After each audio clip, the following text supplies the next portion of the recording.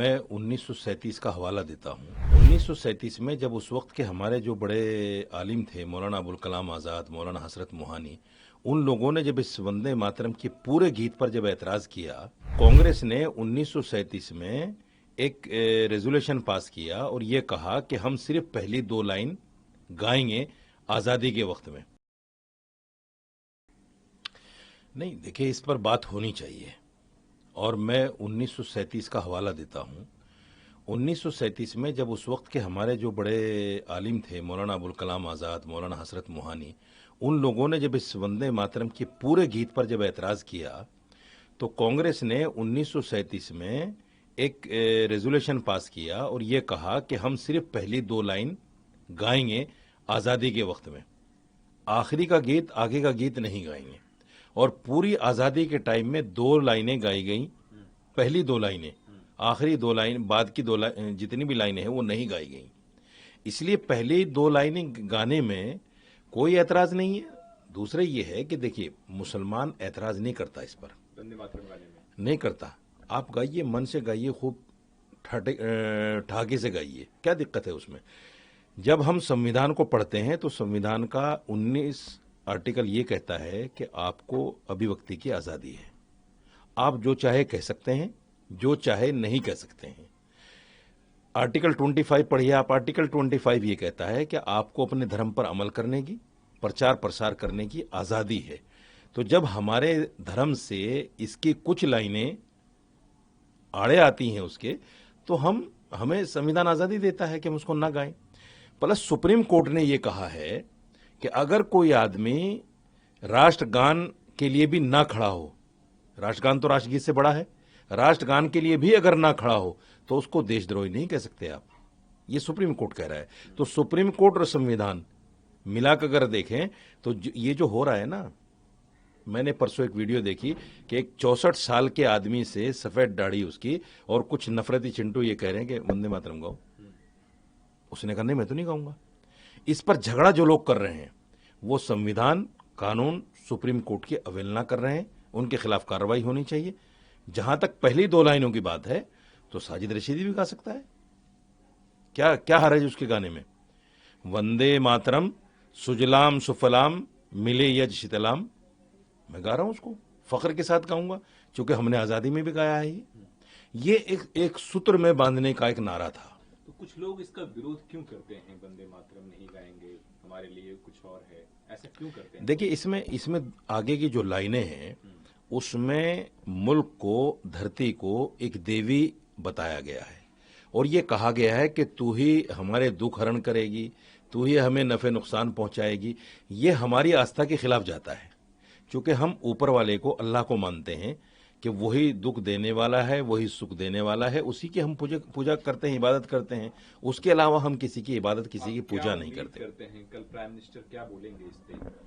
देखिए, मैं समझता हूं जिस तरह राज्यसभा में भारतीय जनता पार्टी ने कहा है कि इसमें राज्यसभा में नहीं गाया जाएगा वंदे मातरम, मैं समझता हूं कि वही होगा कि वंदे मातरम के ना गाने पर ही बात होगी कि ना गाया जाए।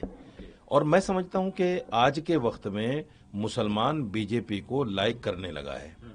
अगर बीजेपी चाहती है कि मुसलमान लाइक करे, मैं ये नहीं कह रहा हूं कि आप खुल के उनको, आपकी तो नीति और नियत ही नहीं है कि मुसलमान को साथ लगाओ, लेकिन कहीं ना कहीं दूसरी पार्टियों से त्रस्त होकर मुसलमान कहीं करीब आ रहा है। अगर उनको, आपको लंबी पारी खेलनी है, मेरी एक सलाह है, अगर लंबी पारी बीजेपी को खेलनी है तो ऐसे मुद्दों को दबाना पड़ेगा। बाबरी मस्जिद एक नया बन रहा है। कल 6 दिसंबर था, 33 साल हो गए बाबरी मस्जिद का जो गिराए हुए, और कल के ही दिन मुर्शिदाबाद में बाबरी मस्जिद की नींव रखी गई हुमायूं कबीर के द्वारा, जो टीएमसी के एमएलए थे, अब नहीं है। ममता बनर्जी ने अपने आप को इससे अलग किया है। बीजेपी इस पे कह रही है कि अगर आपको मुसलमानों के लिए अच्छा काम करना है तो आप उनको तालीम दिलवाइए, अच्छा यूनिवर्सिटी बनवाइए, ना कि बाबरी मस्जिद बनवाइए। लेकिन बाबरी मस्जिद ही क्यों? तो ऐसे चीजों से हुमायूं कबीर को बचना चाहिए, उनको अलग पार्टी बनानी चाहिए और मुसलमानों के हित में काम करना चाहिए, ऐसा बीजेपी कह रही है, बंगाल की बीजेपी कह रही है। लेकिन ममता बनर्जी कह रही है कि हम इस कम्युनल पॉलिटिक्स से हम दूर रहते हैं, हम ऐसी राजनीति नहीं करते हैं, इसलिए हुमायूं कबीर से हमारा कोई वास्ता नहीं है।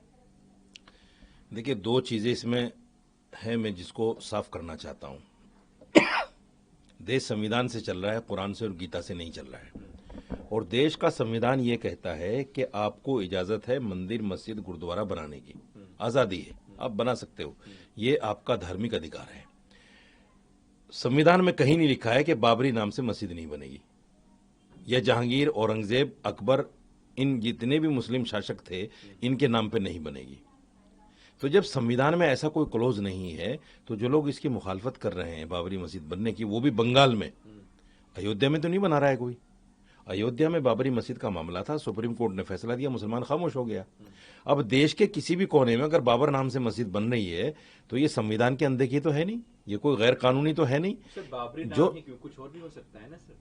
नहीं, बाबरी नाम ही क्यों नहीं, ये भी तो एक सवाल है ना, कि बाबरी नाम ही क्यों नहीं। आप चुपचाप करवाइए, डंका पीटने की क्या जरूरत है। आप नहीं, देखिए, इसमें राजनीति हो सकती है, और राजनीति इसमें ममता बनर्जी ने ज्यादा की है।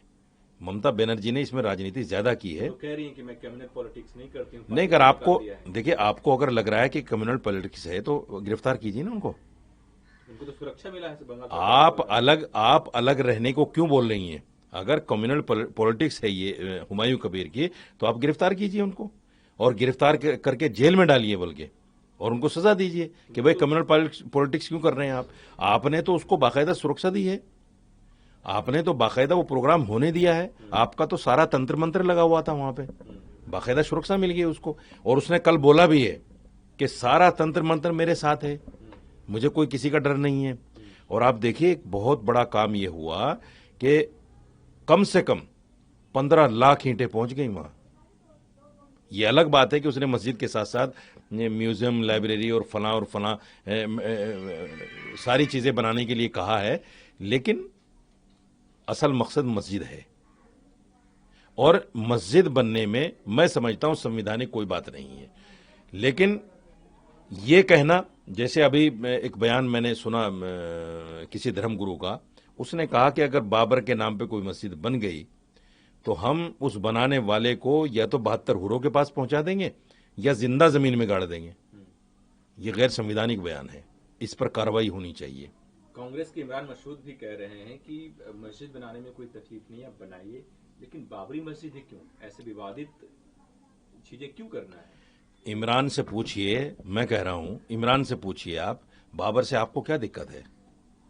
आपने तो Babar road, Humayun road, Akbar road, फला रोड किसी ने रखे? कांग्रेस ने तो नाम रखे।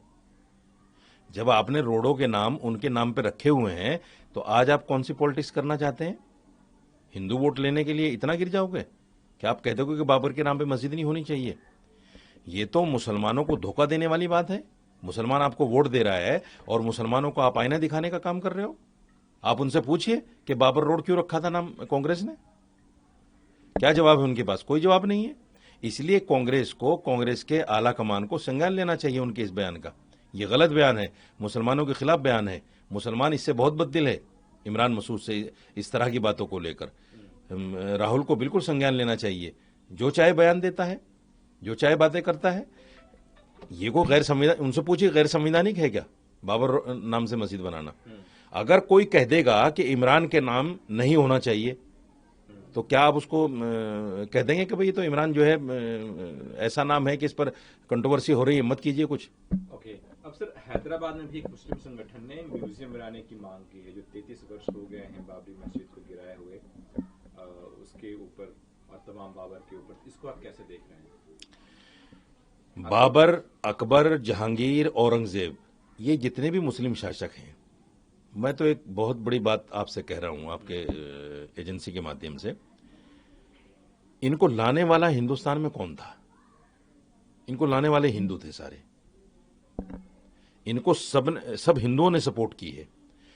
इनके जो जनरल कर्नल थे वो सारे के सारे हिंदू थे। मंदिर जो भी इन्होंने तोड़े, खुद कुदाल लेके नहीं तोड़े, वो जो जनरल कर्नल थे इनकी फौज के, उन्होंने तोड़े हैं जाके। तो ये इस्लामोफोबिया, मुसलमान और इस्लाम से जो दुश्मनी है, ये बाबर, हुमायूं, अकबर को कहीं ना कहीं ऐसा बना रही है, कंट्रोवर्शियल नाम है ये। हालांकि उन्होंने अपने हाथ से कोई मंदिर नहीं तोड़ा, और मंदिर अगर तोड़ा भी है, मैं कहता हूं 6ठी सदी ईस्वी को आप देखिए, जितने भी हिंदू राजा थे उन्होंने भी अपने जो प्रतिद्वंदी थे, जो दुश्मन थे अपने राजा, उनको पराजित किया, उनके मंदिर तोड़े, उनकी मूर्तियों को खंडित किया और वहां से खजाना लूट कर लाए। ये सब इतिहास में दर्ज है। और ये तो एक इतिहास बन गया है कि बाबरी मस्जिद को जिस तरीके से तोड़ा गया 92 में, और सुप्रीम कोर्ट ने कहा कि इलीगल तरीके से तोड़ा गया, और सुप्रीम कोर्ट ने भी फिर सारे सबूत हमारे फेवर में होने के बावजूद फिर जगह राम मंदिर को दे दी, मुसलमान फिर भी खामोश रहा। ये तो बहुत बड़ा इतिहास बना दिया मुसलमान ने, बहुत बड़ा इतिहास बना दिया। इस पर एक म्यूजियम नहीं, पूरे देश में म्यूजियम बनना चाहिए। और मैं तो कहता हूं पूरे देश में बाबरी मस्जिद बननी चाहिए। क्या हर्ज है? आपको दिक्कत क्या है? आपको क्या दिक्कत है? अगर आपको दिक्कत है तो मैं एक सजेशन देता हूं आपको, पार्लियामेंट में कानून पास कीजिए कि बाबर, अकबर, हुमायूं, औरंगजेब, जितने भी ये मुस्लिम शासक थे, इनके नाम पर कोई मुसलमान यहां देश में नहीं होगा। अगर है तो उसको बांग्लादेश भेज दो। कर दीजिए ये काम, देखो फिर कोई भी न मस्जिद बनाएगा ना कुछ बनाएगा। बंगाल में एक तरफ तो कल के दिन बाबरी मस्जिद की नींव रखी गई, वहीं दूसरी तरफ आज जो है कोलकाता के ब्रिगेड परेड ग्राउंड में भागवत गीता पाठ हो रहा है। हजारों की संख्या में साधु संत और तमाम जो लोग हैं वो पहुंच रहे हैं। इसको आप कैसे देखते हैं? अच्छी बात है भाई, उनकी आस्था के मुताबिक जो गीता है, भगवत गीता, वो धार्मिक किताब है, आस्था का प्रतीक है, करें वो कथा, क्या बुराई है उसमें? मैं यही तो कह रहा हूं कि दोनों काम संवैधानिक है। फिर लड़ाई कौन लड़ रहा है? राजनीतिक लड़ाई हुई ना। मस्जिद बनाना भी धार्मिक काम है, गीता का पाठ करना भी धार्मिक काम है। ना उसको संविधान मना करता है, ना इसको संविधान मना करता है। कीजिए दोनों काम। मैं कहता हूं 5 लाख क्यों, 10 लाख होने चाहिए। जब 80 करोड़ है मुसलमान, वो हिंदू देश में, तो सिर्फ 5 लाख क्यों पहुंचे? वहां तो 10 लाख और 15 लाख होने चाहिए थे। ऐसे ही मस्जिद बनाने में भी 3 लाख 4 लाख क्यों पहुंचे? वहां तो 10 लाख 15 लाख 20 लाख होने चाहिए थे। तो ये गैर संवैधानिक काम नहीं है। बहुत अच्छी बात है, कीजिए, लेकिन उद्देश्य दूसरे से नफरत करना ना हो, मस्जिद बनाने में भी और गीता का पाठ करने में भी। अगर उद्देश्य आपका नफरत करना है और आप किसी की चिढ़ में, किसी की खीज में ऐसा काम कर रहे हैं, तो भगवान खुश नहीं होगा, अल्लाह खुश नहीं होगा, सब खत्म हो जाएगा, सारी मेहनत पे पानी फिर जाएगा। ठीक है।